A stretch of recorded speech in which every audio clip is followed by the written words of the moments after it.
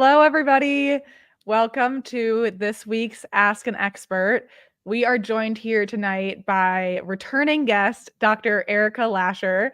And before we get on here, I was just telling Erica, thank you so much for being like a returning guest. And I hope that we can make a frequency out of this because it's so much fun having you on each time. And really appreciate it. So how are you doing tonight, Dr. Lacher? Tell us kind of where you are, how you're doing, how is your week going? My week is going great. We've had some fun, interesting cases. It's a reminder to clean your horse's sheath often and check for tumors. That's how my week's been going. But I'm in north central Florida where the weather is a little bit psycho this week. It was 85 earlier and now it's supposed to be 38 tonight. So we're gearing up for some colics. So that's a whole nother episode, right? Totally. Yeah. There's whole episodes and like 3 things you just said. So we'll mark them down. We'll pin them for later. But I think so tonight, what the topic of the conversation is equine vaccinations. And I'm excited to cover this with you because I think you had actually suggested the topic because it's something that it's so important and especially this time of year and just educating ourselves on the right way to be thinking about vaccinations, the right vaccinations to be getting, and how to be tracking them, I think is crucial. And it can be something that we can overlook at time or take for granted. So to kind of get us started, we can start this in a very high level, like what is, as a veterinarian yourself, kind of what is your overall approach to vaccinations with your horses?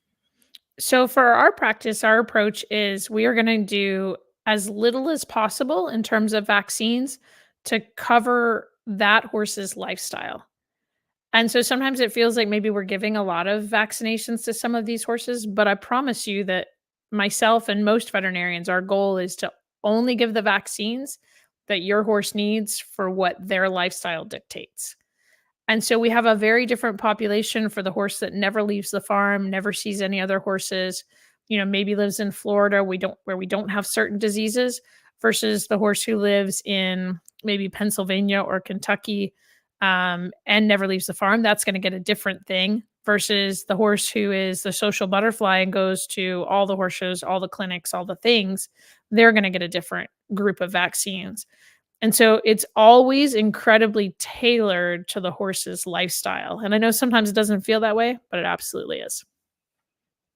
And how should people be keeping themselves informed on what their horse should be getting? Like, is it really just relying on making sure that they have the right vet who can be like, okay, we need to be doing X, Y, and Z? Or, it would just be hard for me to know, a lot of people are moving between Florida and Kentucky, or like they're going north and south and just keeping track of like, this horse is leaving the property, this horse isn't. How do you kind of recommend keeping all that straight? The AAEP which is the American Association of Equine Practitioners, has a really great section of their website, which their website's about to be redone so that it's a little easier to navigate. But they have a great section on there on what we call core vaccines, lifestyle vaccines, and then non-core vaccines. So the easy answer is no matter where you live in the United States anyways, your horse should get at minimum an Eastern Western tetanus West Nile vaccine once a year. That's a combo that they go together. And then a rabies vaccine as well once a year. So no matter what, every horse in the United States should get that once a year. And one of the big reasons, sorry about that. One of the big reasons they should get that combination is those diseases, your horse never has to leave the property, and they are all deadly diseases. Eastern encephalitis is probably the most heartbreaking disease I see, and it will be owners in Florida. This is a little bit different, but in Florida, it needs to be given more common, but they'll have skipped it for a bit. And I go out and I see a horse who is incredibly sick and we lose that horse. So that's where I say like they all need to start with that. And that's those AEP guidelines are fantastic. When you start getting into horses that do more things, travel more places, then I say that it's really important to have your veterinarian involved because timing of vaccines becomes critical. We may give a vaccine closer to your heavy show season versus farther away. We may time certain vaccines when the horses are down a little bit more than other times. We may say, all right, this crew of the farm is going to get this, that crew doesn't need it. So that's where a veterinarian needs to come in for those properties where you have a lot of different things going on. If you're pretty stable, like every horse stays home or every horse goes to the same level of showing, it's a lot easier to figure out what you need. Got it. That I think that is really clear. And what are some of other you listed like the 2 everyone should be getting. What are some of the like assuming kind of the people listening here are your general, like they're going to competitions. What are there others that like are for sure if you are going out and about they should be getting? Your horse, if they're going to competitions or even clinics, that kind of thing, or even if you're in a barn where maybe your horse doesn't leave, but lots of other horses in that barn leave, they should also be vaccinated for rhinopneumonitis and influenza. Now, as horse people, we love to call the same thing 7 different names, and rhinopneumonitis is one of those. So, rhinopneumonitis is also called EHV1 or 4, which is the big scary one that people think of. Like that's what we call it when it's being scary at horse shows. And it's also called herpes. So we like to give it a lot of different names. We can get into that one in a second in terms of why that vaccine is a little weird. But for any horse that sees other horses, they should get rhino and influenza. And the way you think about that is, this is like sending your kid off to kindergarten. And when they go to kindergarten, they come home with every disease known to man. And it's the same with horse shows. So we're going to vaccinate them for a little bit more in terms of those respiratory diseases. Okay, and when you say like if a vaccine is every 12 months, how much wiggle room is there? Like are you saying like on 9, 13 every year this horse needs to be getting this vaccine, or what are we talking about there? I would say so. A little bit of that is location dependent. And I practice in Florida. So I will tell you that for me, there is little to no wiggle room in that every 6 months for the encephalitis vaccines. We have positive encephalitis mosquitoes in Florida 365 days a year. So I try to make sure those horses are vaccinated darn near close to every 6 months on the nose.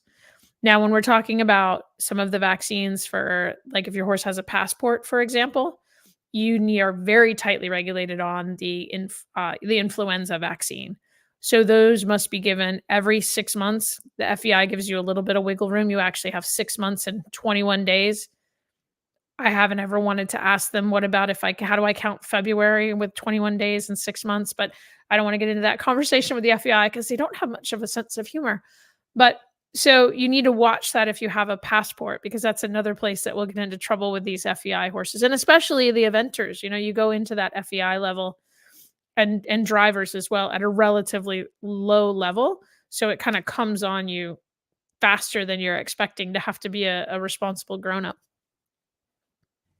Got it. And I mean, this is I'm really I'm going to show my lack of understanding of vaccines here. But I know when I get a vaccine, like if I get the flu shot, it doesn't necessarily mean I'm not going to get the flu. It just means I'm going to have lesser symptoms. Is that the case with horses as well? Like is that kind of you're getting them to make sure it's not fatal, but your horse still might contract these various illnesses?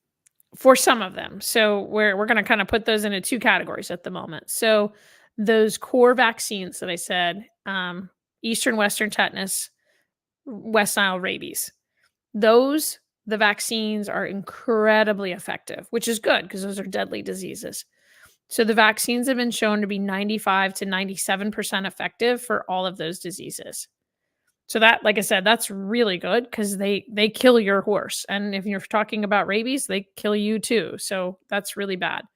When we talk about the other vaccines, so rhino, influenza, and then there are sort of lifestyle vaccines. So there's strangles, botulism, and Potomac horse fever would be the other 3 that are relatively location and lifestyle dependent. We'll go into those in a minute. But those guys are much more consistent with what you think of like a flu shot in humans, where you get it, your horse may get a little bit sick, but they're not going to get nearly as sick as if they hadn't had the vaccine. And in particular, the Potomac horse fever vaccine, those horses tend to still get symptoms of Potomac horse fever, but the feeling and the statistics among people who deal with it in vaccinated horses is that the laminitis risk is significantly lower. And with Potomac horse fever, laminitis is what kills them. So, from that standpoint, it's absolutely worth it. Now, the weird one on this crew is the rhinopneumonitis vaccine, or the herpes, or EHV1, or you may feel like, why are we seeing it at horse shows if these horses have to be vaccinated? And if you go to many, many, many of these show facilities, you have to present a letter that says your horse is vaccinated and they haven't had a fever and all of this kind of stuff. So how are we still having outbreaks? And the reason is herpes is herpes the world over. And remember, rhino is herpes. So once you get herpes, you got it for life, no matter what you are.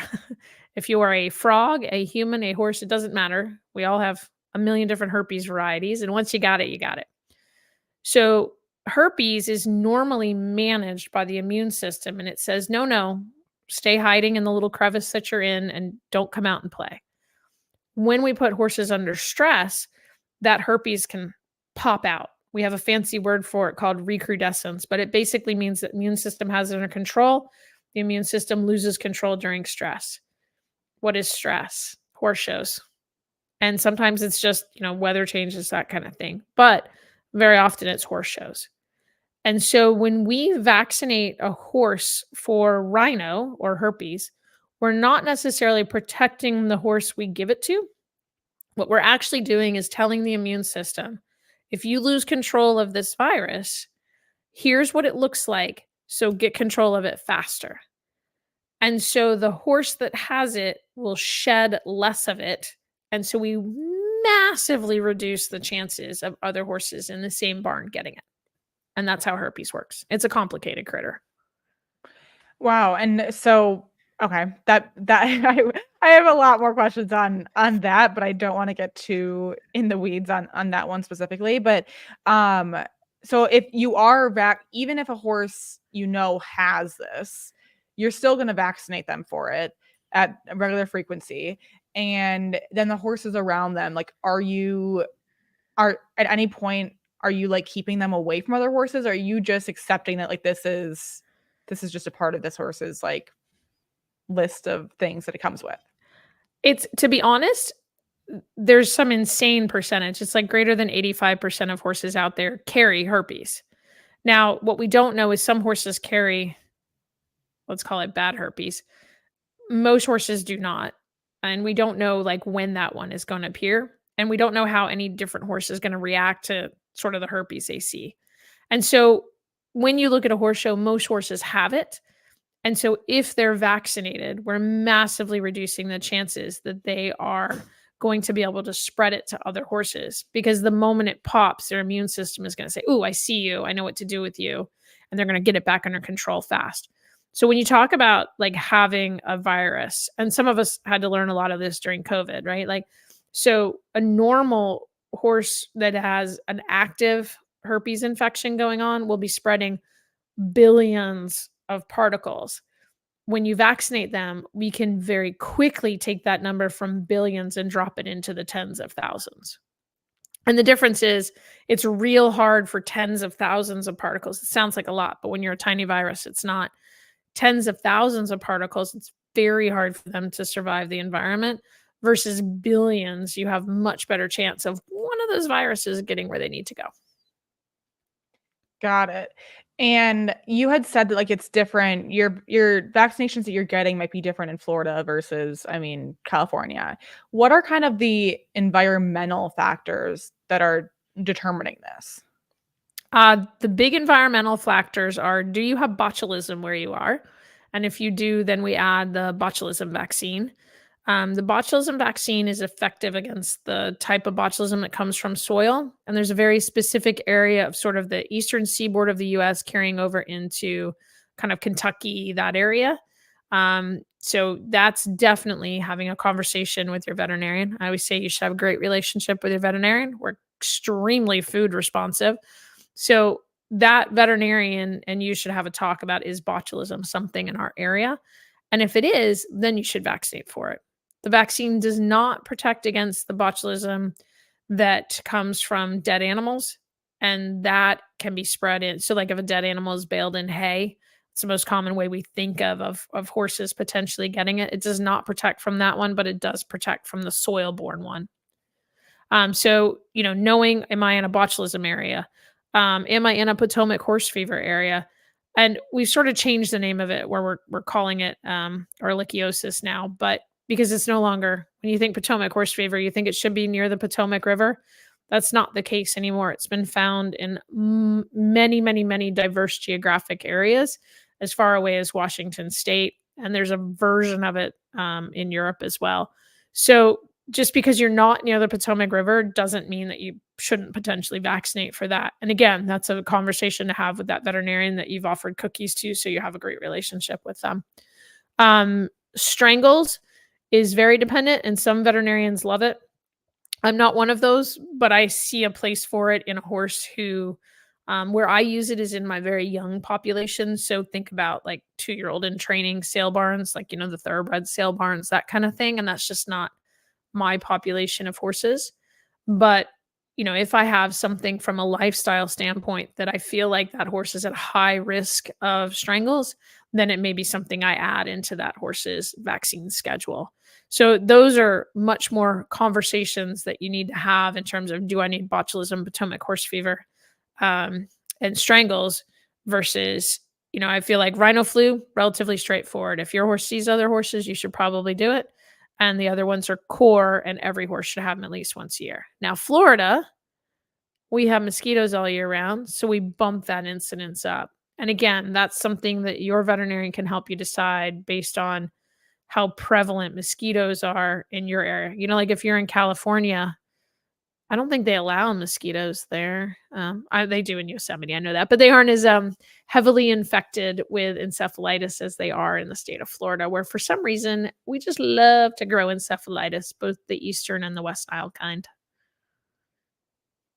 Yeah, I feel like actually, mosquitoes did not used to be a thing in California, but I've heard that recently, like now they are becoming a thing there, which I mean, California has a lot going for it. So that's just one thing they've got to deal with now. Can you discuss the risks and benefits associated with equine vaccinations and how you weigh these factors when advising horse owners?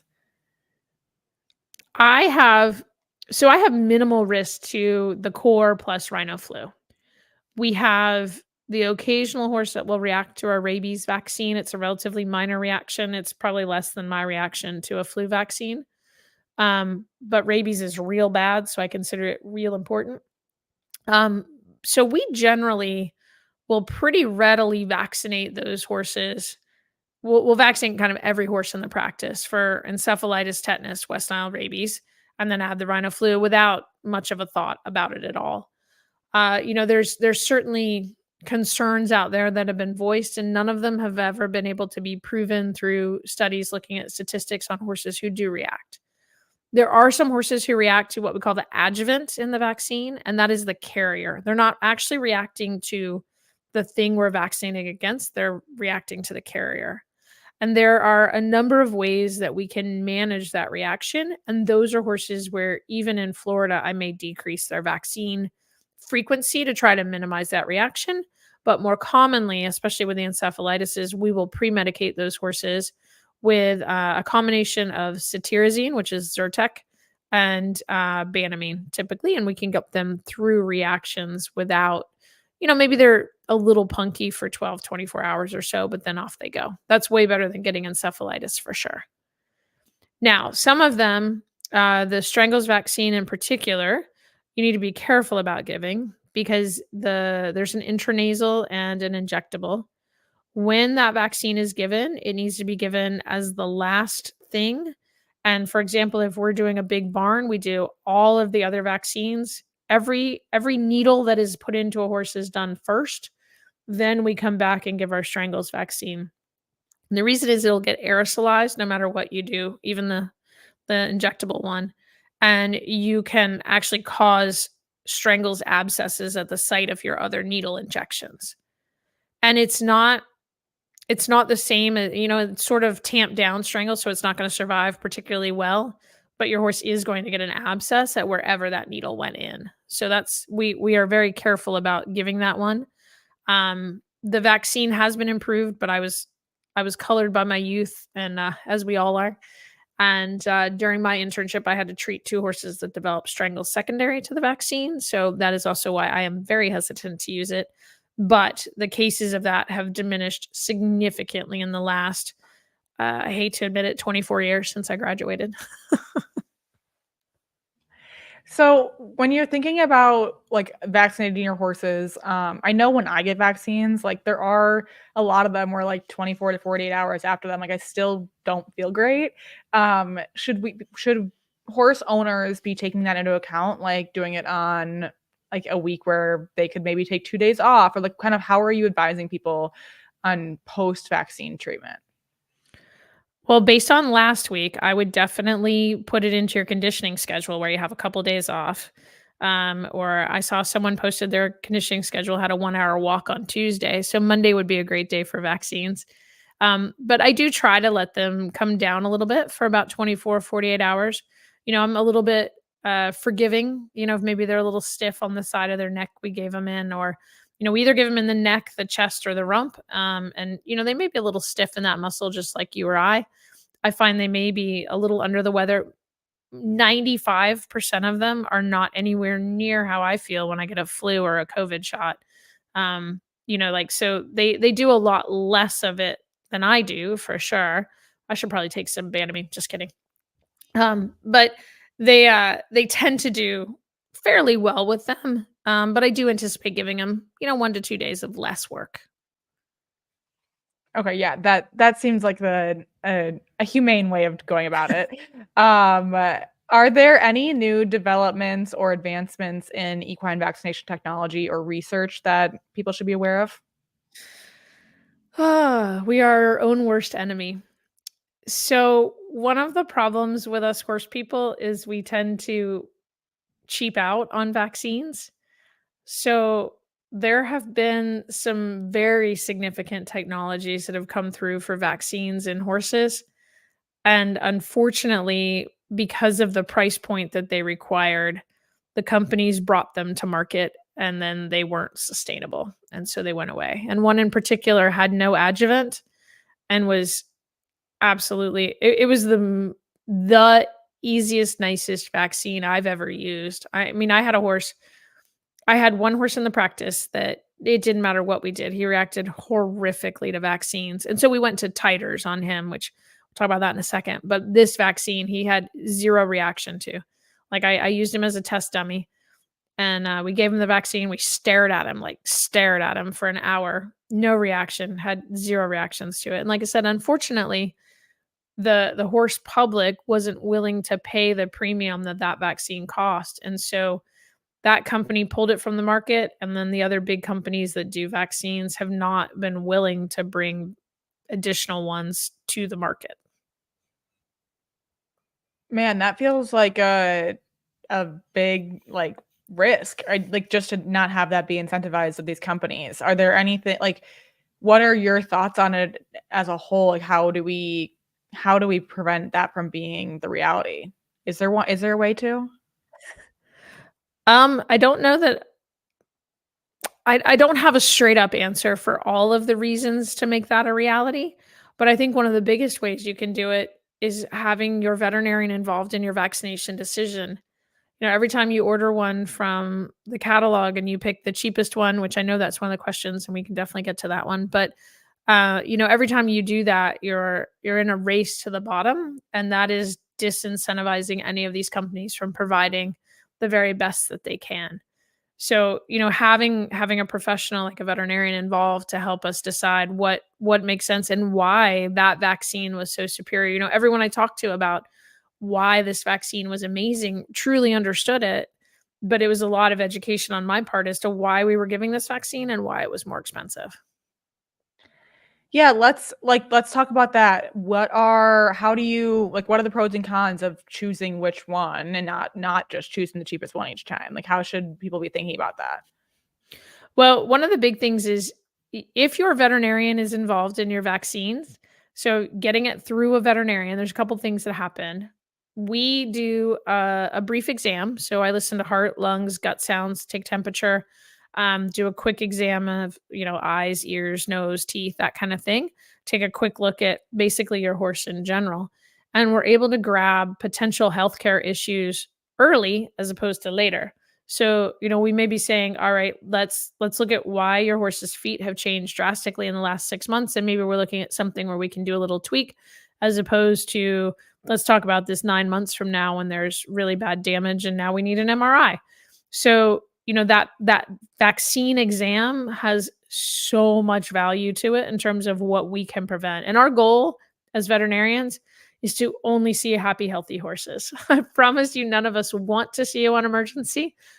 We really, really, really only want to see happy, healthy horses. So allowing us to do that exam is the best. The next thing that we bring to the table is helping choose which vaccine makes the most sense. There's 3 major companies in the United States. All 3 of them make relatively equivalent vaccines. There's some reasons why I use the one I do, and your veterinarian can tell you why they use the brand they do. But the other thing that comes with a veterinarian administering the vaccine is all of the companies have a veterinary guarantee. So if I give a vaccine and your horse gets ill with that illness, the company is going to help with treatment and they're going to help pretty significantly. So, like, I had a horse, we don't know why, but he developed West Nile. He was documented to be fully vaccinated. He did develop a relatively mild case, but Merck, the vaccine company I use, stepped up, took care of everything that horse needed for hospitalization. And so that owner's, I want to say it was like a $4,000 or $5,000 bill, was completely covered by the vaccine company because it was administered by a veterinarian. Wow, that's huge. Would you say are like the majority of your clients moving in that direction where they are having like the veterinarian do it, or is it the norm to have people do it themselves? I think in our population, it's probably still 50-50. There's a couple of things that happen as well with me. Like, I know the supply chain. So it comes from the manufacturer to the distributor in a cold supply chain. So it's kept at the optimal temperature. Sorry, pollen here is insane, as we talked about before we went on the air. Uh, so vaccines don't like to be too hot and they don't like to be too cold. So when we get vaccines from our distributor, there is a temperature indicator in the package that shows if everything has stayed in the proper temperature range. And as long as it has, then we're good to go. Those vaccines are also received in my office during business hours and they go immediately into a fridge. We then maintain that temperature chain, like I said, the entire time from the time we get the vaccine to the time we draw it up to the time we put it in your horse. Oh boy, pollen. I feel bad that you don't feel well. I feel fine. It's just this yellow coating on my throat from the Yeah, amount of pollen in the air. it's not ideal. I'm sorry. So for me, that supply chain is such a big deal to help us know that the vaccine that we are getting is the quality it needs to be when it goes into your horse. And that's why vaccines are backed if a veterinarian gives them. You don't know if it sat on the shipping dock. You don't know what happened to it when you buy it from any of the stores out there that are an option. So, I just really I don't have that same confidence level in what has happened to the vaccine from the time it was manufactured to the time it goes into your horse. Yeah, that I think Ooh, I lost you. Was it just me? Oh, can you hear me now? yep. Okay, sorry, my mic sometimes just decides to technology, you know? Um, I fully understand. Yeah, yes, I know you, yes, you definitely do understand.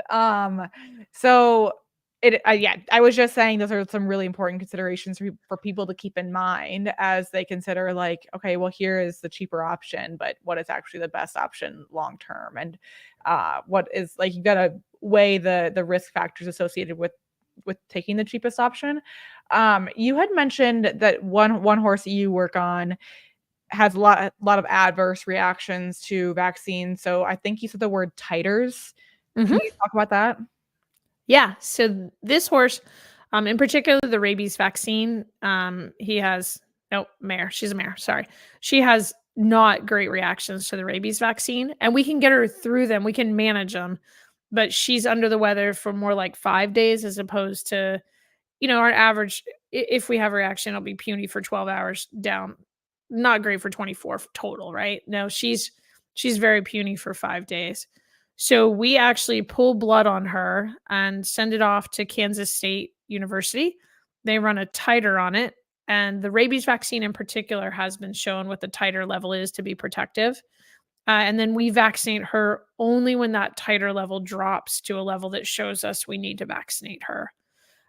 We can do similar with encephalitis, and I don't think there's one for tetanus. So definitely the Eastern encephalitis we can, and West Nile encephalitis. There is a titer available for rhino and influenza.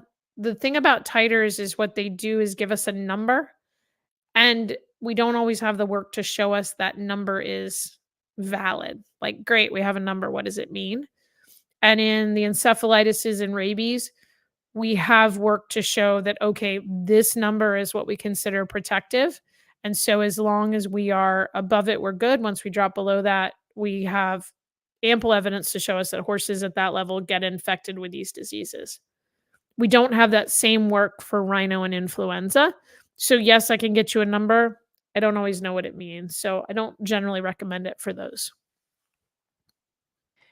Got it. Yeah, I think that's a it makes perfect sense that, like, when you do have when the information is useful, it's great to take that route, but when you're comparing a number to something that, like, isn't, doesn't have context, it's hard to have that be useful. Oh, So I just remembered there is a go I ahead. I don't do a lot of strangles vaccines, so I forgot the strangles one, but there is a titer for strangles.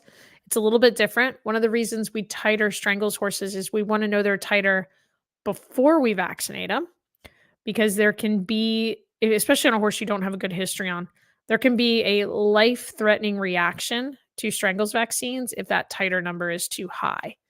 So, if we have a horse, we don't have a clear history, we really don't know what's happened in their life for the previous 5 years or so, we do recommend that we titer them before we do that, so we know what we've got before we give the vaccine and we lower the risk of that life-threatening complication.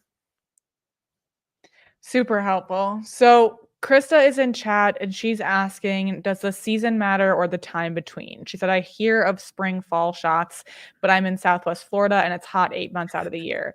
And then she said, can you vaccinate winter, summer? In Florida, doesn't matter.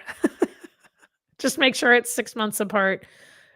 Truly, and that's the big thing about having a veterinarian involved to have a relationship with to decide. Doesn't matter. If you're in New York, and I realized it was 70 degrees last week, but maybe you don't necessarily have mosquitoes present until later in the season. I'm going to time those vaccines. I am going to put a time on them, right? I'm going to say, okay, like it looks like we get mosquitoes, and I'm totally making this up because I've never lived where it's cold, but we get we get mosquitoes in, May. So we're going to time those vaccines to happen in late March or April so that you have maximum immunity when the mosquitoes start to appear. The other one that we're going to time is Potomac horse fever. That is highly dependent on mayflies. They are the vector for that. And so we're going to time it typically again about a month to 6 weeks before the season for that.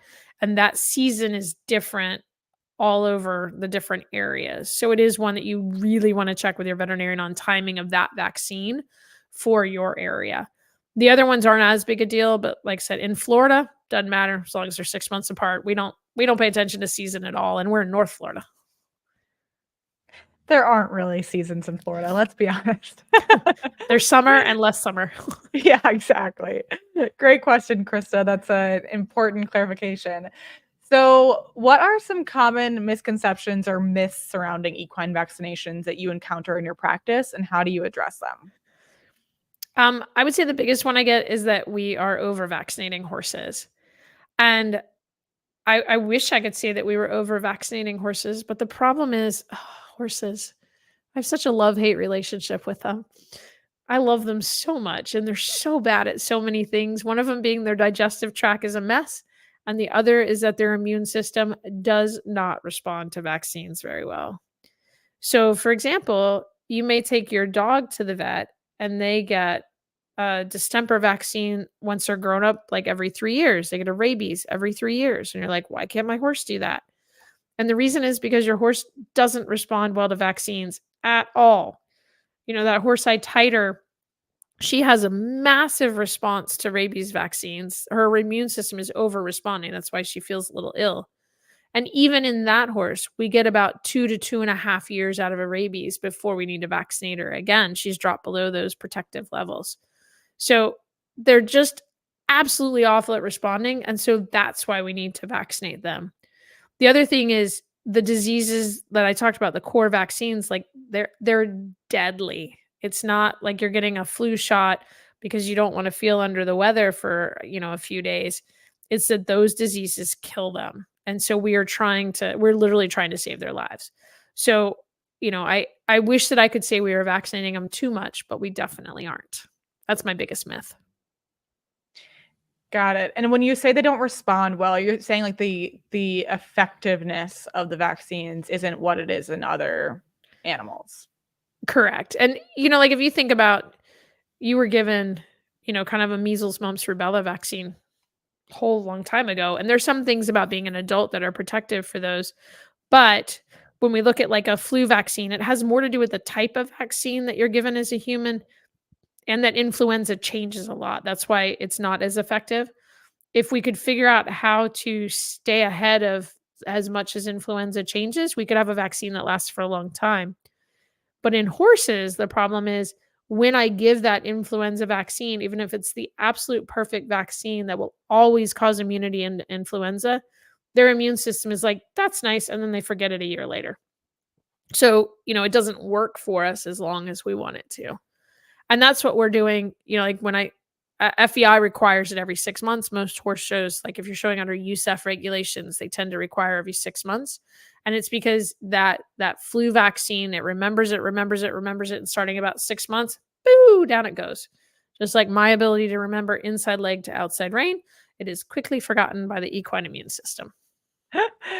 Just the exact same thing. So the flu vaccine in horses, is it not changing every kind of season like it does for humans? It changes, but it doesn't change as quickly. So all of the vaccine companies as well, I will say this, they have a system where if we see a horse that we suspect has influenza or strangles, to some extent rhinopneumonitis, but it doesn't change as much. But they have a system in place where we can do nasal swabs and send them to them so that they can look at, does it all still look the same or is it changing? And they update the vaccines. Typically, it ends up being about every 5 to 7 years. Okay. And one thing you hear about like herd immunity, and my assumption would be that if the more horses that we can get vaccinated, like kind of the less we're having to deal with some of these illnesses. But how do equine vaccinations contribute to like overall herd health and disease prevention, especially when you're talking about like at competitions or at boarding facilities? The rhino, that's a great question. Rhino influenza strangles all contribute to herd immunity, and rhino in particular. Like I said, when I vaccinate my horse for rhino, I'm not protecting my horse from rhino, but I'm protecting every other horse she comes in contact with from rhino. So if everybody's vaccinated, we're massively reducing the risk. So huge herd immunity component to rhino influenza and strangles. For the rest of them, they are that mosquito bites a horse and gives them encephalitis. But horses and humans are accidental hosts for that, and so they can't spread it. So it doesn't matter if, if my horse is vaccinated, that mosquito can still bite the next horse over and give them encephalitis. So those don't necessarily contribute to herd immunity at all. And that's the other reason, like it's very different. We're not protecting every horse with those vaccines. We can't get rid of those diseases unless we can get rid of the mosquito, which no one's done yet. And Yeah. rabies, botulism, same deal. Like it is a buy the horse deal. And then Potomac horse fever, again, horses are sort of accidental. They're not supposed to get it. It goes through a mayfly and a snail, and it involves some water. And so the horses just happen to get this disease. And so they're not transmitting it in any way to other horses. And so the vaccine protects them, but doesn't protect anyone else. Okay. And are there any specific considerations or precautions that people should be taking when they're vaccinating foals, pregnant mares, or older horses? This one, the older horse one, is a common question. Everyone's like, oh, he's so old, I'm not going to vaccinate him. He's so old, he probably needs to get vaccinated more. Because I don't know about you guys, but as I get older, my brain works less well and I don't remember things. And your immune system is the same way. So, old horse immune systems, especially if they have PPID or Cushing's, are less responsive to our vaccines, and they are more susceptible to these diseases as opposed to less. Now, if they're not at a boarding farm, I can take rhino and influenza out of their life. So I can drop them down to just the encephalitis and rabies. But those horses become more susceptible to parasites, and they become more susceptible to these diseases. And some of it, like I said, is their immune system just forgets. Foals, again, the AAEP site is really, really good. It has a great chart for how we vaccinate foals. To some extent, it depends on how well vaccinated their mother was. If their mom was well vaccinated, then they don't need to start their vaccine series until they're about 5 months old. We do vaccinate them a little more frequently. So we're training the immune system there, and we're saying, okay, at 5 months, we're going to give you a shot and say, here you go, here's a thing. And then we're going to come back at 6 months and we're going to say, no, remember that thing? Here it is again. The immune system will then remember it for a little longer. Still not quite 6 months or a year. So we're going to come back in about 4 months and we're going to say that thing, remember it again. And then we're doing pretty good. For most of our youngsters, we do recommend that they get vaccinated every 3 months, especially if they're in a very mosquito-prone area, so that they are constantly reminded of what that encephalitis is. They are more susceptible to encephalitis than a middle-aged horse. And so, again, we're just trying to make sure the immune system is ready for that particular virus if it sees it. For pregnant mares, the biggest thing we worry about is we want to fully vaccinate them for anything that foal could see when they are about 4 to 6 weeks away from foaling. And so those mares may end up getting a whole lot of vaccines. In particular, if you're in a heavy breeding area, we may add rotavirus vaccine. They may get the botulism vaccine. They may get, Eastern, Western tetanus, West Nile rhino flu, rabies, the whole shebang. So there are times where we will have to separate them. And I sometimes feel bad that they're a little bit of a pincushion, but that is the only way we have protection for that foal in the first 4 to 5 months of their life. So it is super important that we get those vaccines in. Prior to that, we sort of try to stay out of the first 3 months of pregnancy with vaccines. It's not a hard and fast rule for me, but I try to stay out of that to keep them appropriately on schedule. It's really interesting that you're so heavily vaccinating pregnant mares because, I mean, think about like humans, like you don't put anything in a mom when she's pregnant because we just like, I mean, I actually asked somebody recently about why that is, and it was because they're like they don't want to be testing. Like no one wants to be the tester of like, is this going to be okay? Because there's like, I mean, obviously there's reasons that you don't want to be doing that. So it's just interesting to hear that like that is not the case with horses, that there's actually like it is better to be over vaccinating them in this state versus hoping for the best. Yeah. The other big thing about horse pregnancies is that they have a weird placenta, because I mean they're weird. They're aliens. But I love my aliens. So their placenta is a much bigger barrier to life than the human placenta. And there are often times that we want a drug to cross into the fetus, and in horses we can't get it there. It's very difficult to do. So that the other difference is definitely that their placenta is very different. Super interesting. I feel like every time you a lot of times you're like, there's this problem with them. I love them, but there's this problem with them. It's like, I love you, but no offense. I do. I love my pony. After this, I'm gonna go out in the field and give her a treat and tell her how cute she is. As you should. She's got a lot of problems, but I love her. Exactly. Um, how do you recommend horse owners handle adverse reactions or side effects to vaccinations? What are some signs that might indicate a more serious issue? The most common one we get is sort of like us, a little bit of a fever, and a little bit blah. That is not necessarily a bad thing. What that is indicating is that the immune system is acknowledging that we gave it something and it is taking it in, it's reacting to it. And so that is a positive response that shows that our vaccine is going to work really well. As long as that horse isn't going off feed, I may ignore it. I may just make a note of it and say, okay, next time we're probably going to pre-med. But most of my horses, once I have found that they are a reactor, I pre-medicate them. And like I said, I do that with cetirizine, which is just Zyrtec. And then on the worst reactors, I will do some Banamine night before, morning of. We vaccinate them, and then they get it again that night, next morning. And that eliminates nearly all reactions for me. What I want to say though is that you need to be careful that we've done that, but that doesn't necessarily mean that their immune system isn't working overtime. So you still need to make sure that you give them that 24 to 48 hours of less work. It's not the time to look at your conditioning schedule and say, oh, we're scheduled for a gallop set tomorrow. Let's go do a gallop set. Might be the day to say, let's go for a walk. Got it. And can you discuss the importance of maintaining accurate vaccination records and how should horse owners keep track of their horse's vaccination history? um, if you've ever not made that 6 month and 21 days on an FEI passport, you will never, ever forget your horse's vaccination schedule again. It is such a pain in the behind. So, I generally make sure that I have either something on like, so I cheat. And this is another reason I have a great relationship with your veterinarian, and my practice management software for the practice keeps track of my vaccines. And my techs make sure that, like, I may vaccinate my own on a weekend or something, but they hound me until they know when my horses got vaccinated. And that goes in the system, and I get a reminder 6 months later that they're due again.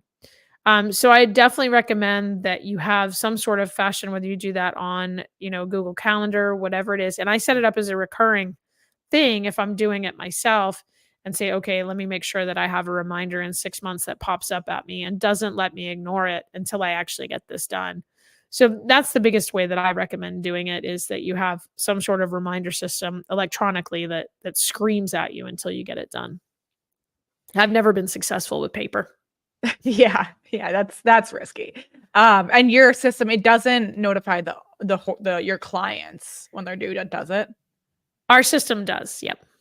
Yeah. That's So our system actually, what we do is, because we're human, we're all human, right? So what our system does is it tells us that these horses are due, and then we send you a text and say we have these options at the moment for appointments. Do any of those work? So literally all you have to do is say yes, choice one, done, and reply back to that in a text. So we try to make it as easy as possible for you to remember your horse needs vaccines.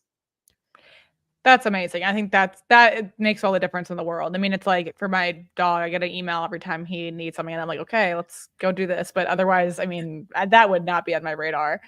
Um, so yeah, I think that's really wonderful that you guys offer that service. Are there any emerging infectious diseases or threats that horse owners should be particularly vigilant about? And are there corresponding vaccinations or preventative measures available? So the biggest one that is always sort of out there and a potential is African horse sickness. It's one of the reasons why we're super careful about some things that horses get tested for when they come into this country. There is no vaccine on the horizon for that one. But that would probably be the biggest one that we really worry about, because it's extremely fatal, especially in a naive population like we have in the United States. But the other big thing that I think that we need to pay attention to is climate change and how it affects mosquitoes. And what we're seeing is that encephalitis seasons are lengthening. So here in Florida, we're well trained that it can be all year round. But as it gets warmer farther north sooner, being aware that it may be that at some point you need to go to a twice a year vaccine schedule, or in particular, if you are traveling. So those horses that come down to Florida for the winter, they should probably, I recommend for the ones that I see that come down here, that they get vaccinated before they come down with encephalitis. So typically for their area, they would not vaccinate for encephalitis at that time. They would only vaccinate for rhino and influenza. And we have added encephalitis to a crew of them because they're coming down here. And, like I said, it was 85 degrees last week. We had positive mosquitoes on the state report. So there's a chance that before they go back up north, they could see a positive mosquito. So I think being aware of the changes that can be happening in your area and how that may affect vaccine schedules. Potomac horse fever is the same. It's one of those that is changing where it goes. There is also a Lyme vaccine. Lyme is on the move as well. There's a Lyme vaccine that we can use. Definitely involves a conversation with your veterinarian, because we're using the canine vaccine. It causes pretty significant reactions because it is a canine vaccine being given to a horse. But in certain areas where Lyme disease is just overwhelming, it can be a great option to reduce the incidence of it. And it's one of those that, it's not a common one by any means. It's what we call an off-label use, where we have to jump through some flaming hoops to make sure it's okay. But it's certainly got a place where it's valuable, and it reduces the severity. It doesn't necessarily say, okay, this horse will never get Lyme disease. What would be the right case for that to be, like, to take that route? I don't really live in Lyme country, but a friend of mine lives in very Lyme country, and she uses it. There are certain areas of her practice where she says, like, she gets horses that are without a doubt positive, and Lyme can be super tricky to diagnose. But it's areas, and she's like, it'll be this farm over here, but not that farm next door. And so she'll use it on those farms where they have had a dramatically increased incidence of horses who tested positive, responded to treatment, were felt to be positive for Lyme for sure. That makes sense. Well, Dr. Lacher, I've just been like absolutely hounding you with questions for the last hour, and I cannot appreciate. I mean, you've informed us with so much information, and I really really appreciate it. Are there any things related, any like snippets of information or things that we didn't cover here tonight on equine vaccinations that you want to get out before we wrap this up? This is a sort of have a great relationship with your veterinarian PSA. In case you hadn't noticed, it's a bit of a theme. It's a theme on our podcast, Straight from the Horse Doctor's Mouth, that we talk about all the time. And one of the things that we have facing us as veterinarians and as equine owners is that this profession of equine veterinarian is shrinking rapidly. And there are many reasons for that. But one of the problems is that it has greatly impacted emergency coverage that's available overnight. And so there are many veterinarians in an area that will not see you if you are not an established client of that practice. And an established client means that you have gotten your vaccine and Coggins from them in the last 6 to 12 months. So consider that when you're considering where your vaccines come from. Wow, that's really good information to have. And I mean, I guess it makes sense. Like these vets have to obviously prioritize the clients that they're seeing frequently and kind of know their history. And that is it's an unfortunate reality, but it makes sense. That's the way that things are heading. So yeah, bring cookies to your vet the next time they come to your farm, or I mean, any little treat I think is probably appreciated. And on that note, I mean, just thank you so much, and I hope that you're able to go out and give your mayor a treat tonight and tell her you love her. And thank you for sharing all of your immense knowledge related to equine vaccines. And I mean, just the horse in general. Like, you have such a broad knowledge. It's really incredible to witness and experience. And we just really appreciate you sharing it with us. So thank you so much. I hope you have a wonderful rest of your week. And thank you everyone who attended live and asked questions. And if you're listening to the recording after the fact, thank you as well. And I hope you guys all have a wonderful evening, and see you next week.